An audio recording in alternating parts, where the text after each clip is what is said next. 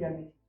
But the best way that's why I would explain it to kids, for example, would be if two people are sitting next to each other and they pass by someone, they feel that effect. What gravitational wave is doing, instead of just passing by, it's causing that person, for example, to dip or change how he is reacting. That changes, he's not standing, the person is not standing still, he's moving. And that's all is being done. Once the gravitational wave changes, it's moving the manifold, it's moving space-time. Of course, we don't see it because it's such a small, it's a big effect, but you can't see it because it's very small, on a very small scale.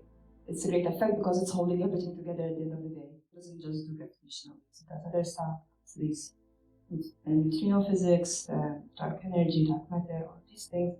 But something that they work on is how if they could see the effect of an explosion, for example, of a neutron star, that would be another great feat that they could achieve. So the explosion of a neutron star, for example, that is something that they are looking